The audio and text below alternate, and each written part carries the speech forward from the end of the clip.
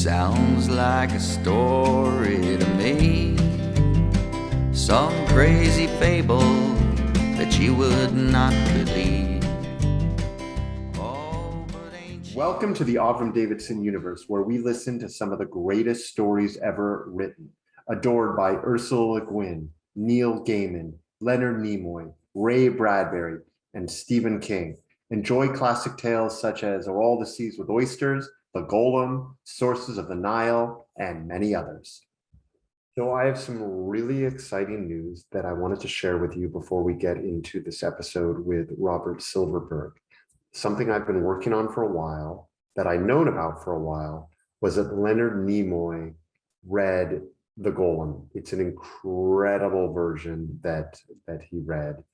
And while I am not able to share the entire story with you, I have been given permission by Susan Nimoy, the Nimoy estate, as well as Selected Shorts, to play 5 minutes of his reading to you. So with that, I bring you Leonard Nimoy reading The Golem, and then we'll get into our conversation with Robert Silverberg.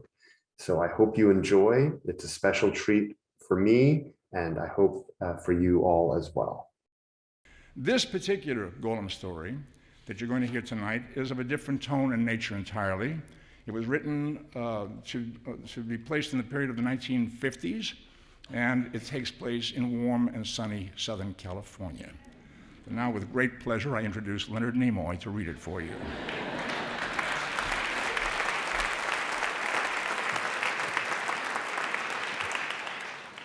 The Golem by Avram Davidson.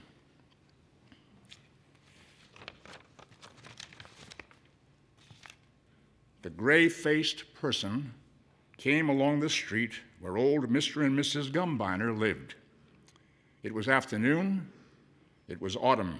The sun was warm and soothing to their ancient bones. Anyone who attended the movies in the 20s or the early 30s has seen that street 1,000 times.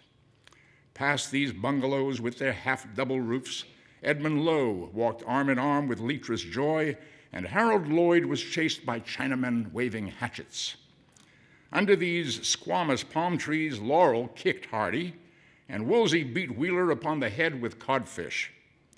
Across these pocket-handkerchief-sized lawns, the juveniles of the Our Gang comedies pursued one another and were pursued by angry fat men in golf knickers. On this same street, or perhaps on some other one of 500 streets exactly like it, Mrs. Gumbiner indicated the gray-faced person to her husband. "You think maybe he's got something the matter?" she asked. "He walks kind of funny to me." "Walks like a golem," Mr. Gumbiner said, indifferently. The old woman was nettled. "Oh, I don't know," she said. "I think he walks like your cousin Mendel." The old man pursed his mouth angrily and chewed on his pipe stem. The gray-faced person turned up the concrete path, walked up the steps to the porch, sat down in a chair. Old Mr. Gumbiner ignored him. His wife stared at the stranger. Man comes in without a hello, goodbye, or how are you, sits himself down, and right away he's at home. "The chair is comfortable?" she asked. "Would you like maybe a glass tea?" She turned to her husband. "Say something, Gumbiner," she demanded. "What are you, made of wood?" The old man smiled a slow, wicked, triumphant smile. "Why should I say anything?" he asked the air. "Who am I? Nothing. That's who." The stranger spoke. His voice was harsh and monotonous. "When you learn who, or rather what, I am, the flesh will melt from your bones in terror." He bared his porcelain teeth. "Never mind about my bones," the old woman cried. "You got a lot of nerve talking about my bones." "You will quake with fear," said the stranger. Old Mrs. Gumbiner said she hoped he would live so long. She turned to her husband once again. "Gumbiner, when are you going to mow the lawn?" "All mankind," the stranger began. "Shut! I'm talking to my husband." He talks up as kind of funny, Gumbiner. No, probably a foreigner, Mr. Gumbiner said complacently. You think so? Mrs. Gumbiner glanced fleetingly at the stranger. He's got a very bad color in his face, Nebuch. I suppose he came to California for his health. Disease, pain, sorrow, love, grief, all are not. Mr. Gumbiner cut in on the stranger's statement. Gallbladder, the old man said. Ginsberg down at the shul looked exactly the same before his operation. 2 professors they had in for him and a private nurse day and night.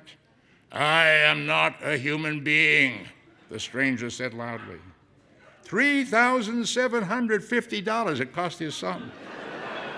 Ginsberg told me, for you, Papa, nothing is too expensive. Only get well, the son told him. I am not a human being. Aye, is that a son for you, the old woman said, rocking her head. A heart of pure gold. She looked at the stranger. All right, I heard you the first time.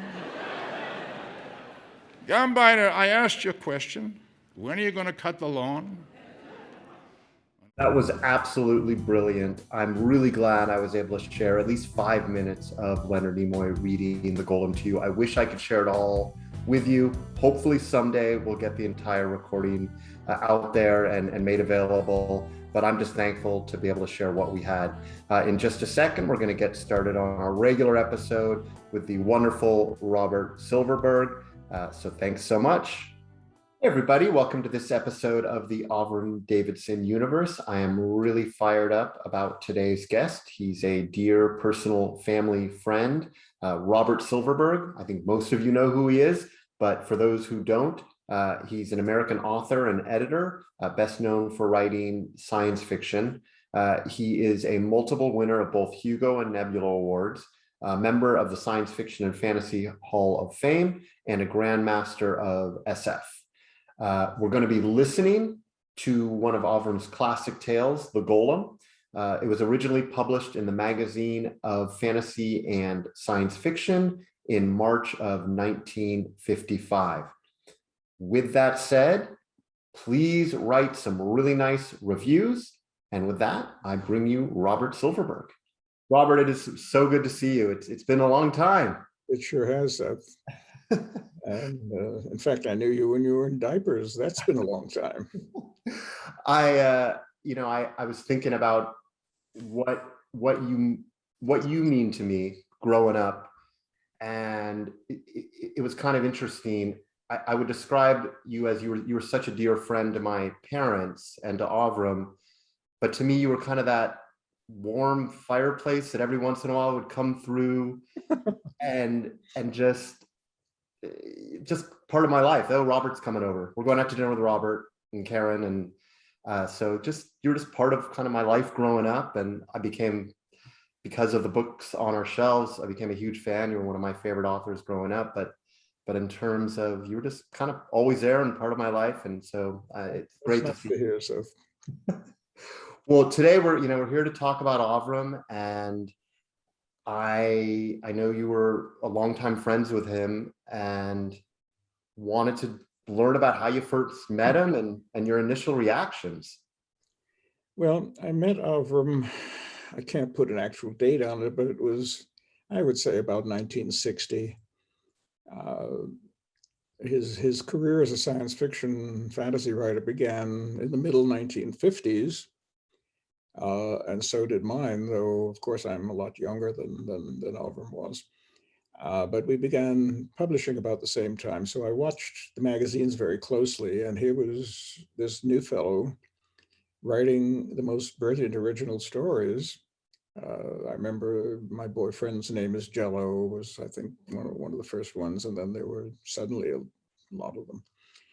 And I lived in New York then, and suddenly at one of the science fiction writers' gatherings, there was Avram, and I made a point of telling what I thought of his stories.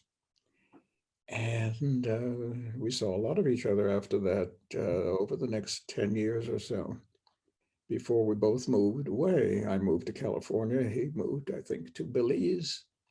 Yeah. And then we both wound up, strangely enough, in the same part of California. And what was your, I mean, getting to know him, what was your initial reaction? You know, who was he at that time in terms of, and as he grew kind of around the 50s and 60s, he seems to be really highly regarded, but kind of who was he to you, and what was your thought of him? He was always the same person, a small, fascinating, brilliant man, wonderful conversationalist, and immediately likable, and very funny. He was taken into the New York science fiction group very quickly. Of course, he was born in Yonkers, but nobody knew about him in science fiction until suddenly he began publishing in FNSF. And he was just one of the gang, but the most unusual one of the gangs. A story I want to tell you to show you how unusual Avram was. We would all each year get together at the science fiction convention, wherever that happened to be.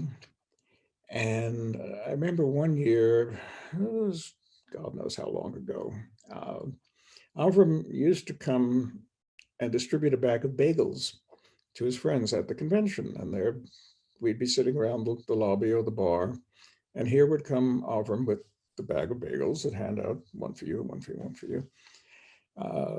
At that time, bagels were a fairly ethnic thing. They hadn't become everybody's food. It was a Jewish thing. One year he came around with a bag that didn't have bagels in it and handed those out. They were dinosaur turds, small coproliths.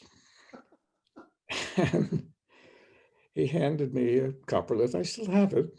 They're things about the size of your knuckle. Good old Avram. Can't imagine anybody else handing out dinosaur turds at a convention.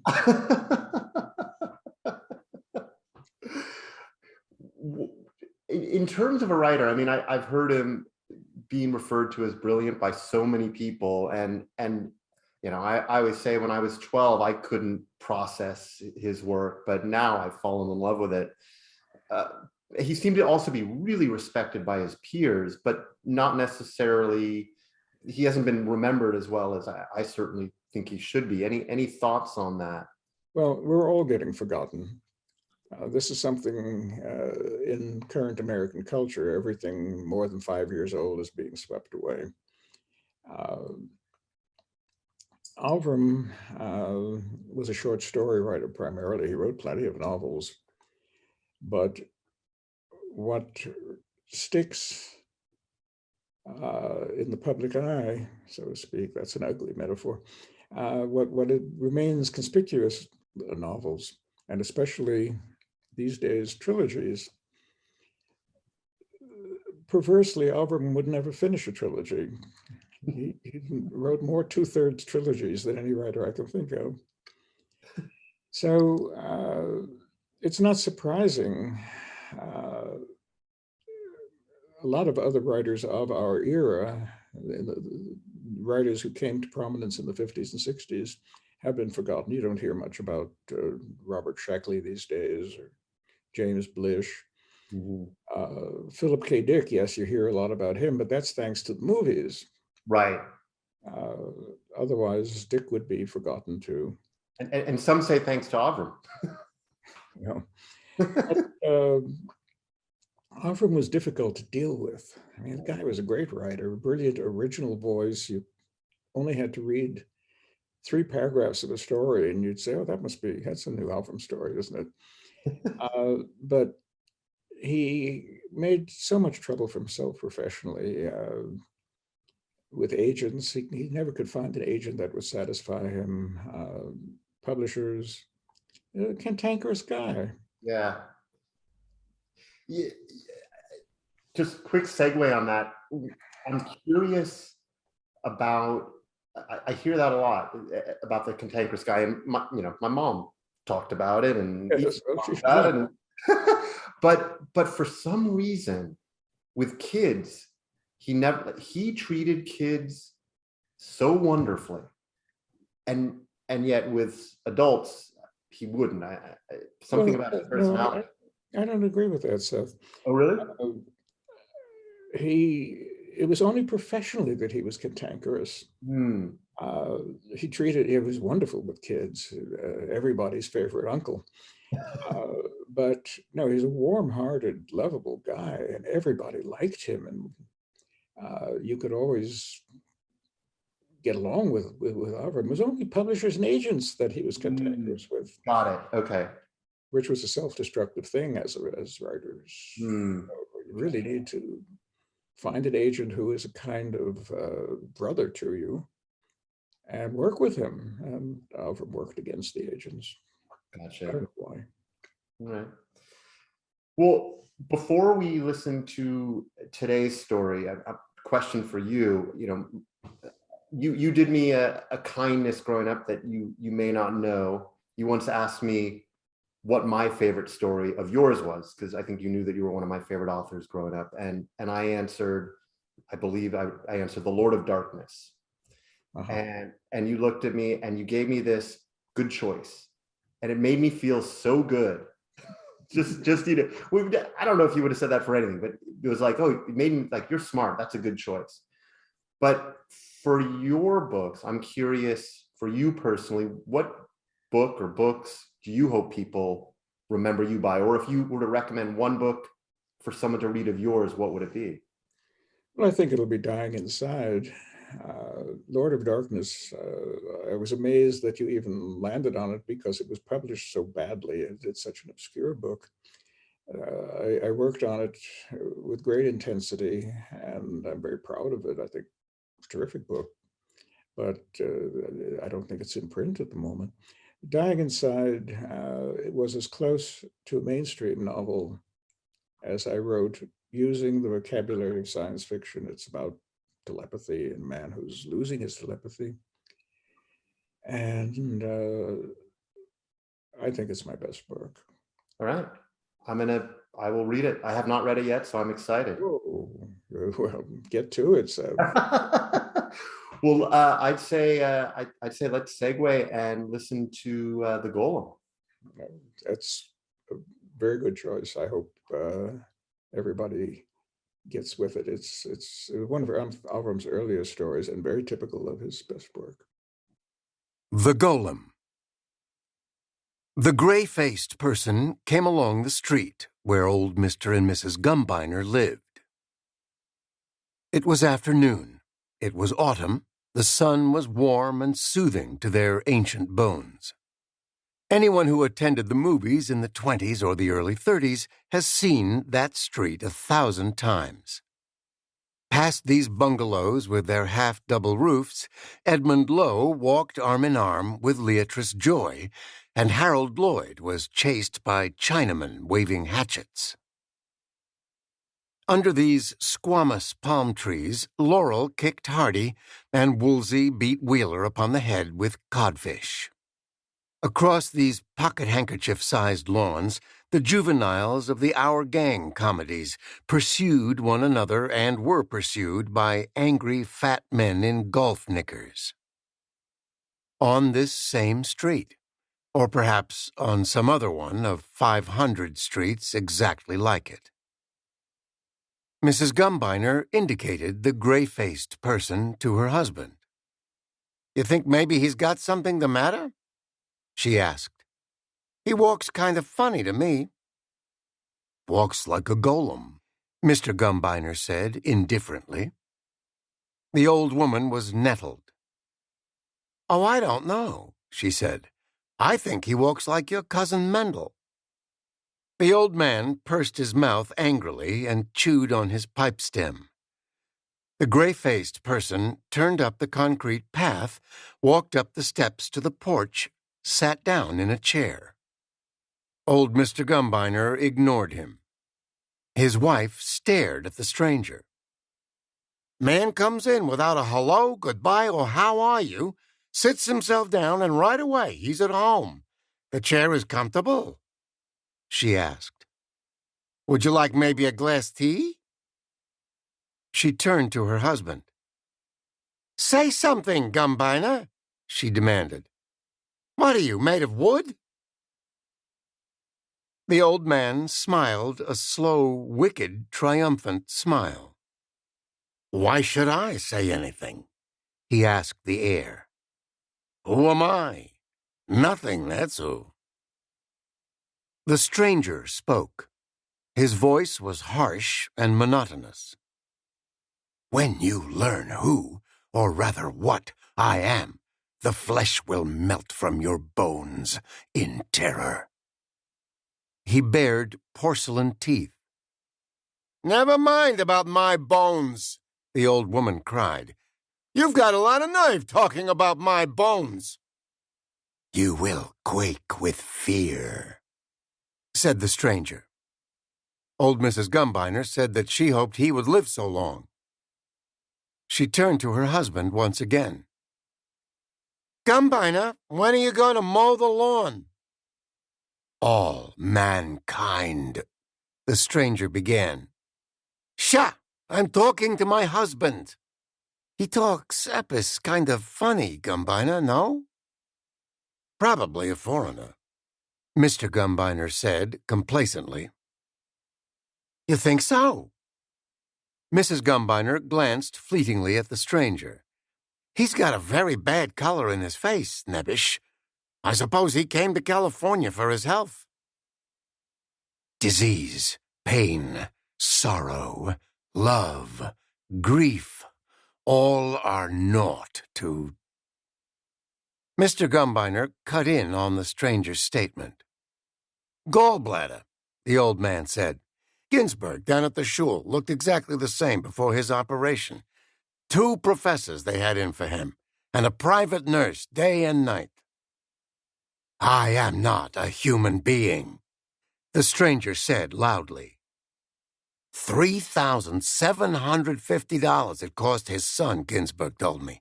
For you, Papa, nothing is too expensive. Only get well, the son told him.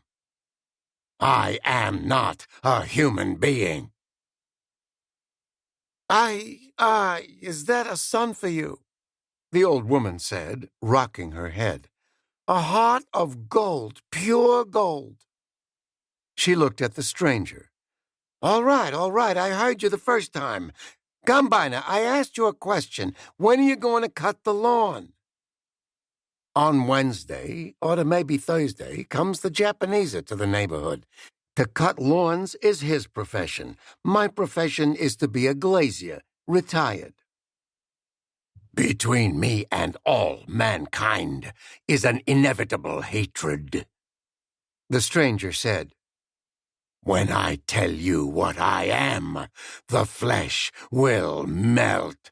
You said already, Mr. Gumbiner interrupted.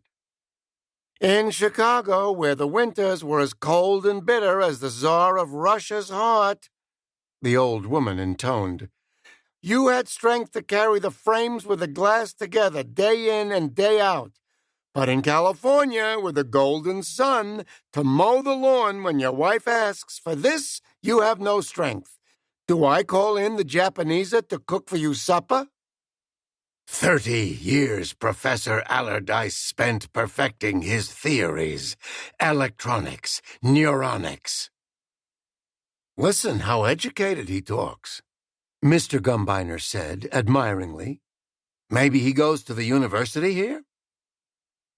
If he goes to the university, maybe he knows Bud? His wife suggested. Probably they're in the same class, and he came to see him about the homework, no? Certainly he must be in the same class. How many classes are there? 5 in Gonson. Bud showed me on his program card. She counted off on her fingers. Television appreciation and criticism, small boat building, social adjustment, the American dance, new Gumbiner. Contemporary ceramics, her husband said, relishing the syllables. A fine boy, Bud. A pleasure to have him for a boardner. After 30 years spent in these studies, the stranger, who had continued to speak unnoticed, went on. He turned from the theoretical to the pragmatic. In 10 years' time, he had made the most titanic discovery in history. He made mankind, all mankind, superfluous. He made me. What did Tilly write in her last letter? Asked the old man. The old woman shrugged. What should she write? The same thing. Sidney was home from the army. Naomi has a new boyfriend. He made me. Listen, Mr. Whatever your name is, the old woman said. Maybe where you come from is different, but in this country, you don't interrupt people while they're talking. Hey, listen, what do you mean he made you? What kind of talk is that? The stranger bared all his teeth again, exposing the two pink gums. In his library, to which I had a more complete access after his sudden and as yet undiscovered death from entirely natural causes, I found a complete collection of stories about androids, from Shelley's Frankenstein through Capek's RUR to Asimov's Frankenstein, said the old man with interest. There used to be Frankenstein who had the Sodavasa place on Halsted Street. A Litvak, Nebish. What are you talking? Mrs. Gumbiner demanded. His name was Frankenthal, and it wasn't on Halsted, it was on Roosevelt. Clearly shown that all mankind has an instinctive antipathy towards androids, and there will be an inevitable struggle between them. Of course, Old Mr. Gumbiner clicked his teeth against his pipe. I am always wrong, you are always right. How could you stand to be married to such a stupid person all this time? I don't know, the old woman said. Sometimes I wonder myself. I think it must be his good looks. She began to laugh. Old Mr. Gumbiner blinked, then began to smile, then took his wife's hand. Foolish old woman, the stranger said. Why do you laugh? Do you not know I have come to destroy you? What? Old Mr. Gumbiner shouted. Close your mouth, you! He darted from his chair and struck the stranger with the flat of his hand. The stranger's head struck against the porch pillar and bounced back.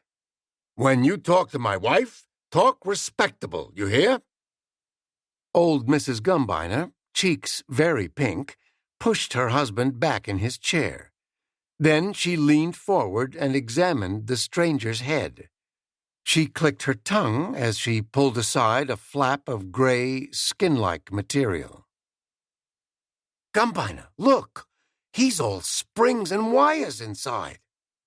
I told you he was a golem, but no, you wouldn't listen. The old man said. You said he walked like a golem. How could he walk like a golem unless he was one? All right. You broke him, so now fix him.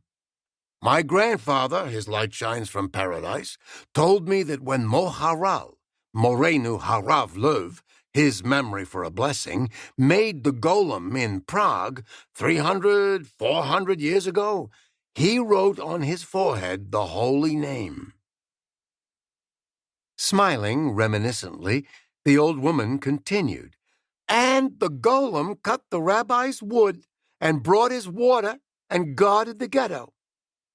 And one time only he disobeyed the Rabbi Löv, and Rabbi Löv erased the Shem HaMeforash from the golem's forehead, and the golem fell down like a dead one. And they put him up in the attic of the shul, and he's still there today if the Kommunisten haven't sent him to Moscow. This is not just a story, he said. Avada not, said the old woman. I myself have seen both the shul and the rabbi's grave, her husband said conclusively. But I think this must be a different kind of golem, Gumbiner. See on his forehead, nothing written. What's the matter? There's a law I can't write something there? Where is that lump clay Bud brought us from his class? The old man washed his hands, adjusted his little black skull cap, and slowly and carefully wrote 4 Hebrew letters on the gray forehead. Ezra the scribe himself couldn't do better, the old woman said admiringly. Nothing happens, she observed, looking at the lifeless figure sprawled in the chair. Well, after all, am I Rabbi Luth? Her husband asked deprecatingly. No, he answered. He leaned over and examined the exposed mechanism. This spring goes here. This wire comes with this one. The figure moved. But this one goes where? And this one? Let be, said his wife. The figure sat up slowly and rolled its eyes loosely. Listen, Reb Golem, the old man said, wagging his finger. Pay attention to what I say. You understand? Understand. If you want to stay here, you gotta do like Mr. Gumbiner says. Do like Mr. Gumbiner says. That's the way I like to hear a golem talk. Malka, give here the mirror from the pocketbook. Look, you see your face? You see on the forehead what's written? If you don't do like Mr. Gumbiner says, he'll wipe out what's written and you'll be no more alive. No more alive. That's right. Now listen. Under the porch, you'll find a lawn mower. Take it and cut the lawn. Then come back. Go. Go. The figure shambled down the stairs. Presently, the sound of the lawnmower whirred through the quiet air in the street just like the street where Jackie Cooper shed huge tears on Wallace Beery's shirt. And Chester Conklin rolled his eyes at Marie Dressler. So what will you write to Tilly? Old Mr. Gumbiner asked. What should I write? Old Mrs. Gumbiner shrugged. I'll write that the weather is lovely out here, and that we are both, blessed be the name, in good health. The old man nodded his head slowly, and they sat together on the front porch in the warm afternoon sun. So what'd you think? Well, the Golem, pure Avram, typical of what he was writing back in that era. A very Jewish story, of course. Avram was a very Jewish guy. When I lived in Manhattan in the 1960s, I lived in an apartment house on West End Avenue, and Avram came to visit me on a Friday night. Friday night's the Sabbath. An Orthodox Jew would not push an elevator button on the Sabbath because that was work, and you don't work on the Sabbath. So Avram insisted on walking up to my apartment. And I was amazed decades later when the very Orthodox, won't push an elevator button Avram turned into some kind of Buddhist. He was a complicated man. But the Golem, it's a beautiful folk tale, funny. The style is memorable in the Avram way. Nobody else, except maybe Isaac Bashevis Singer, might have written that story. I love it. Well, I loved all of his work. any last thing you'd like the world to know about Avram before we sign off? The only thing you need to know about Avram is that he was a really good writer whose stories will live forever and you should lose no time if you're not familiar with them in reading them. Thanks so much, Robert. So it is so good to see you. Yes, and let's get up there into Nevada when we can. I'd love it. God only knows. It sounds like a story to me, some crazy fable.